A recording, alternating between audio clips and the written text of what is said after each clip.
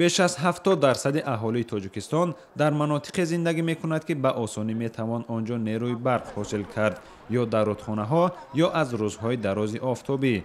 ولی با وجود این اکثریت این مردم به شرکت برق تاجیک امید بستند، هرچند کمتر از 9% نیروی برق تاجیکستان را استفاده میبرند. برقی که تیر ماه و زمستان چند ساعتی تقسیم می شود. در یک همایش دو روزه بین المللی در دوشنبه با شرکت مقامات کشورهای منطقه، سازمانهای بین المللی و کارشناسان گفته شد که استفاده منبعهای برقرار شونده انرژی در آسیای مرکزی می تواند هم اهالی را از کمبود برق خلاص کند، هم محیط زیست را از آلودگی نگه دارد. در آسیای مرکزی که آفتابی است، در برابر ذخیره‌های زیادی آب برای تولید نیروی برق امکان خوب گرفتن نیروی خورشیدی و بادی هم هست. اما مشکلات اقتصادی نگذاشته است که ساختمان نیروگاه‌های برق بادی و آبی خرد و میانه رشد کند.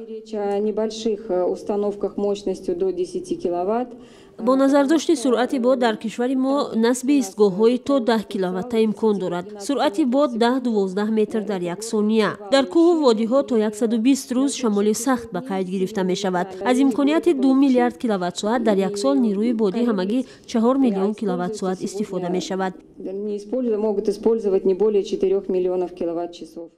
افغانستان هم حالا سعی داشته است استفاده از ذخیره‌های آب و نیروی خورشید را زیاد کند و تا 16 سال دیگر سراسر کشور را منظم با نیروی برق تامین کند.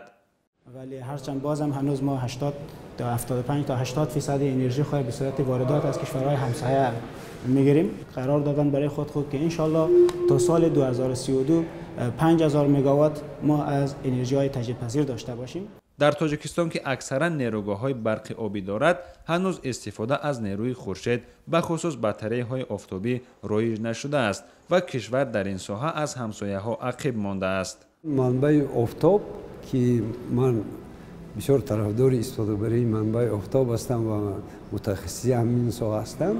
در ما نهایت کم استفاده برده می شود، در مجموع کم نسبتی گیدر انرژی.